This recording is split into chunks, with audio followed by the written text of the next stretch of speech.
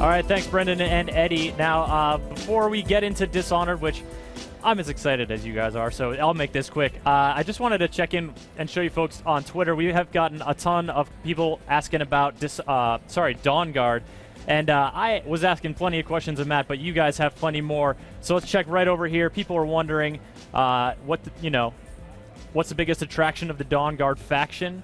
People are curious what the advantage crossbows have over bows. Matt sort of clarified that a little bit as during our demo. And Pierre wondering about new factions or guilds apart from the vampires and the Dawn Guards. If you folks want to know all that stuff, a great place to go is to GameSpot. Just call it up real quick. Scroll down here. Any minute now, you're going to be seeing an article from Kevin Van Ord appear. He went and had hands-on with Dawn Guard, and that'll be coming up there, and he'll be in the comments checking and hopefully answering your questions, so be sure to check there. But now, enough of Dawn Guard.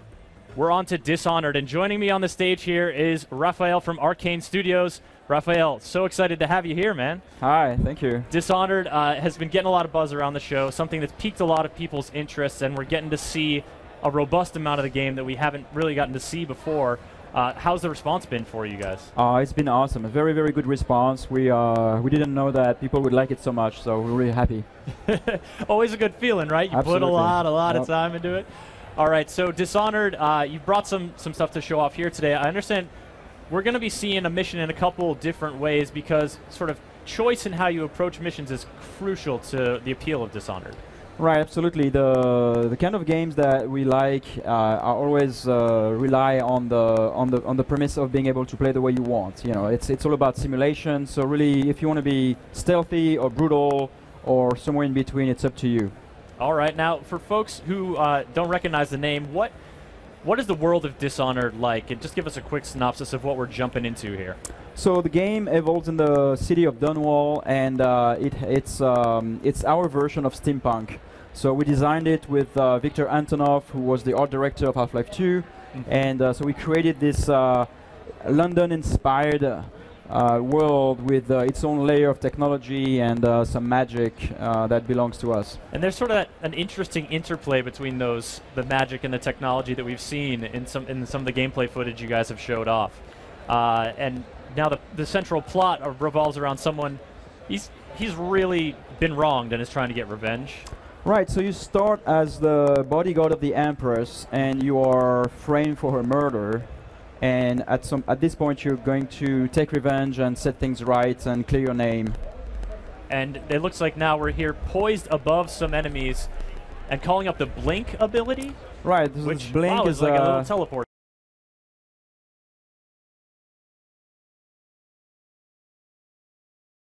And we're going to demonstrate a power called Possession, where in the game you can possess bodies of animals and even human beings at high level.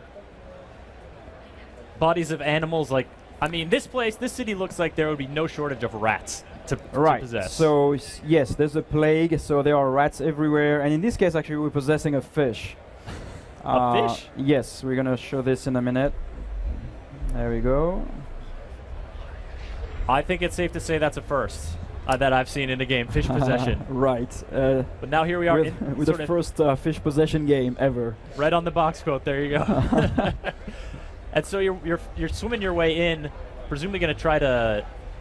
Is that for? Oh, so you're not just possessing them with your mind and sort of. You become the fish. Yeah. Your body is. You magically fuse with the fish somehow. So you can use it as transport and get into. It's a vehicle. A place where a dude really should not be. I mean, that looks like a lady's shower. Well, you know, every mission has got its own identity. So here in this case, it's a bathhouse where you have to eliminate 2 members of parliament, 2 brothers. Here we're using a power to see through walls, and you can see the vision cone of the characters, which is very helpful for the stealth gameplay. Absolutely. Now, folks, we are live here with our demo of Dishonored, so if you've got questions, ask them through GameSpot, over Twitter to the hashtag GameSpotE3, or in the chat on Twitch TV, and I'll do my best to relay those to Raphael here. You said you were targeting members of Parliament? Right. There are 2 members of Parliament in this bathhouse, and they are randomly positioned. So every time you play, we have a set of possibilities where they could be.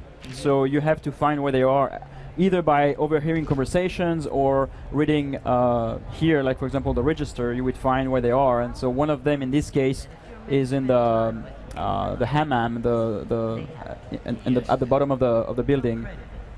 Can you blink through a keyhole or through solid objects? You cannot blink through a keyhole.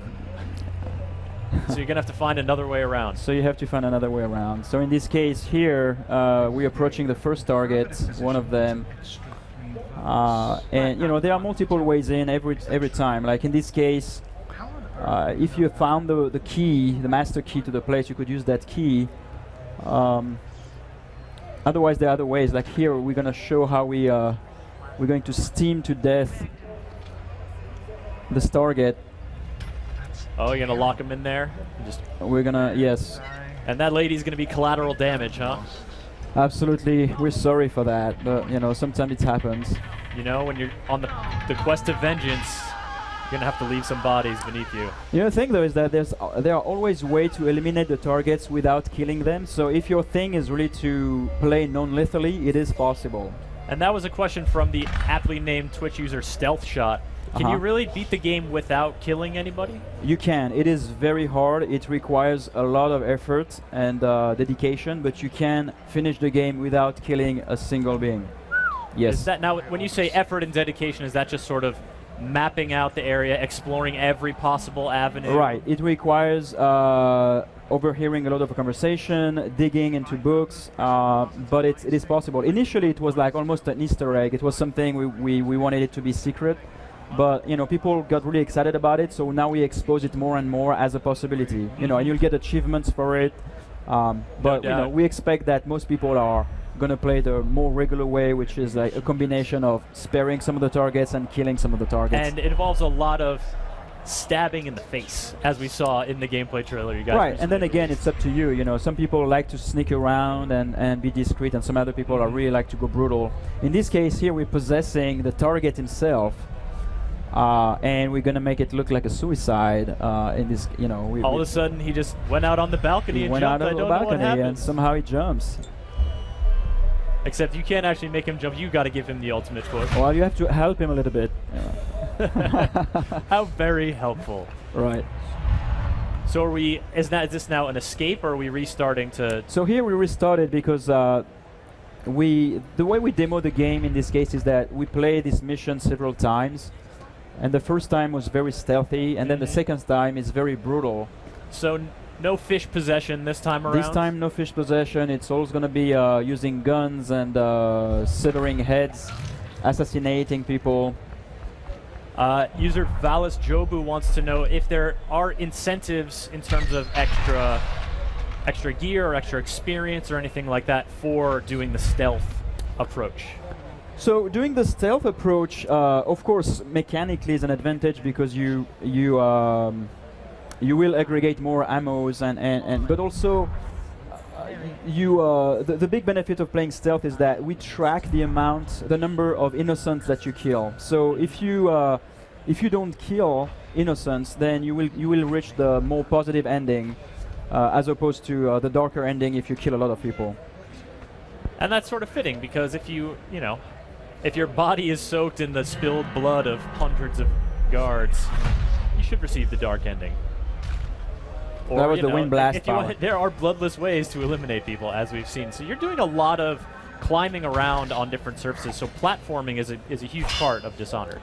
Right. It's more like the freedom of exploring and feeling in a body where you can jump around, mantle. Blink from rooftop to rooftop. It feels very physical, very good. It feels very good to do those things, as a fantasy. Now some folks are wondering about some more mechanical elements. Crazy Jam is seeing the blue bar here. So red is presumably your health. Right. Blue is some sort of power that lets you use your abilities. Right. The blue one is like the equivalent of mana in, for magic and RPGs. And so you have to, you can drink potions to restore your mana and your health. Okay, so yeah, that'll be a potion refill. It's a potion refill, yeah. So basically, you cannot cast those powers forever. You are limited, and so you have to choose the right time to do those. That was a nasty little rat attack, by the way. I didn't want to let that go by without comment. You guys sort of working in animals in a number of ways to sort of, is that to just sort of flesh out the world, make it feel more like an alive city that you're moving through? Right. I mean, it's all about the context. You know, we chose the plague because it's a very interesting, dark context, and so therefore there were rats, and therefore we integrated the rats into the mechanics as well. You can possess them. You can even summon them. Whoa! That was something we call the spring razor. It's a nasty, you know, sort of a mine. Yeah, I'll say. And is this that was a bomb that like required a little bit of arming, but now we're in full-on combat with blocking and counter-striking. You know, you're not just sneaking up and stabbing people. Right. They will engage you, and you can, you know, duke it out. Right. At this point, like whenever you're being detected, then it turns into more of an action game where you know, you have to use your powers in an aggressive way, or you can evade, and it's up to you again. But like blocking and counter-attacking. Sorry. Do you have a preference yourself for the way you play through? I think you know, the way I like to play is that I like to take advantage of stealth because like you're very lethal when you sneak on people. You can kill them like we just saw in one attack, and that feels very powerful. But then, you know, whenever I'm spotted, I also like that thrill of suddenly having to improvise and going like, you know, and guns out, basically. One of the interesting points you guys made in an interview with you and your co-director or co-founder of Arcane was that within the studio you have a bunch of developers who like to play different ways, and you'll sort of push and pull against each other, and let's make this more viable, now let's make this viable. How does that sort of what does that result in here for the end product? Well, I think that's the point, is that, you know, our games rely on simulation a lot. It's not very much is scripted in there, and so the point of simulation is that it totally encourages different play styles. And some of our members are very, very much into sneaking and even ghosting the areas. Some others don't care so much for that, and all they want is kill people. So we have to check on all of them all the time. You're making sure that everybody's happy. That everyone's happy and able to wreak their own particular brand of havoc. Yep. Now this is one of the more visually striking enemies, these sort of patrol guards on really, really tall stilts. Right. Do we have, you know, that's sort of feeds it, is a striking example of the steampunk aesthetic you guys are going for. What are some of the other steampunk elements we can see? What's one of your favorites? We have something called the Wall of Light, which you know, there's an eye, some sort of an AI that recognizes if you're friend or foe, and it fries you if you try to go through the pillars. We have the same version with the distance, so it's like we call it an arc pylon, which it shoots these electrical arcs at you if it doesn't recognize you, and then you can hack it so that it actually attacks the enemies instead of you. So all those are this kind of technology that is like specific to our world. Mm-hmm. Do you guys have fun coming up with the different ways that tech would have evolved in this alternate universe? Yes, it was a very, very fun process too. It was very organic as well, and you know, it took a while to add some layers to it until we got it right. But it was a lot of fun. We've got a lot of questions. Nscrew and Ravik636 curious about cooperative or multiplayer elements at all within Dishonored? You know, Harvey, who's the other co-creative director with me, and I talked a lot about that, and this is something that we love to do. We are not doing it for Dishonored. You know, it's something that we'd like to do one day, but not for this game. You know, it's nice to have that focus on single player. You know, it seems like a lot of games these days, they're like, and with multiplayer, and sometimes it's a good fit, and sometimes it surprises you. Sometimes it's just a marketing feature, yeah. And sometimes it's just a marketing feature. Yeah, in this case, we really wanted to, you know, commit all our efforts on making the best single player experience we could. Mm-hmm. And so folks are curious about, again, about those spells and how those tie into sort of character progression. Typically, you know, you get stronger as you go along. What's the sort of rate that you gain access to those abilities, or do you have them all from the start? Yeah, so the way it works is that it's built into an economy system. You find some runes in the game, so this item that you collect, and every power costs a certain amount of runes. And so you spend those runes to acquire a power or to upgrade a power. Mm-hmm. By the end of the game, you won't have every powers. You can only have a subset of them. So if you really want to explore all of them and see all of the powers, you'll have to play multiple times. Okay, yeah, and so it's not just, I got this rune, I'm going to get whatever the next power is in line. It's, no. I'm going to decide how I want to play, what playstyles I've been enjoying, right? What new things sound cool to me. Exactly. All right, so we saw like some rat attacks, this with the wind thing, the blinking. There's a whole lot of cool abilities. What's one of your favorites? One of my favorite is actually one that we did not see in this video, and it's called Ash, Turn to Ash. So basically what happens is that when shadow kill. So when you kill somebody by surprise, it disappears, it turns into ashes and it disappears. Mm-hmm. This is very helpful for stealth because then you don't have to hide the body. But you can't, if you do stab someone and there's this big uncomfortable body, you can lug it off and toss it over a ledge or something like that. Right, you can, but with that, with Ash, with that power, you don't have to. Just kind of. Yeah, it just disappears. They won't even Very notice. handy, absolutely. Excellent. We've got time for about one more question. Connor5 in Twitch chat wants to know: are all the missions based around assassinations and taking out targets?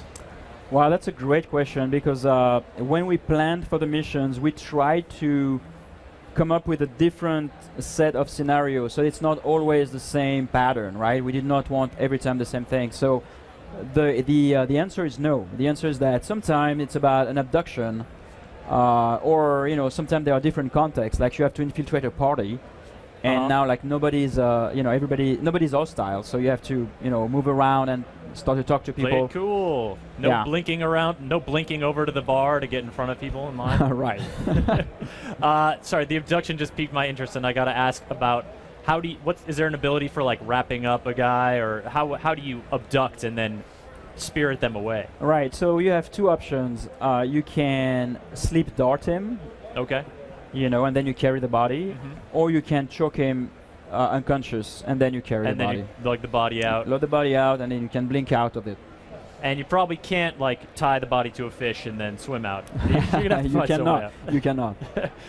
Well, Raphael, it seems like Dishonored is offering, like a lot of people are comparing to Thief or Bioshock. I think it's sort of pulling on these games, and of course Half-Life too, but creating something that feels very distinct, and certainly something that's very exciting here at the show. We've got a lot of people at GameSpot psyched about it, and just want to congratulate you on having such a great showing here.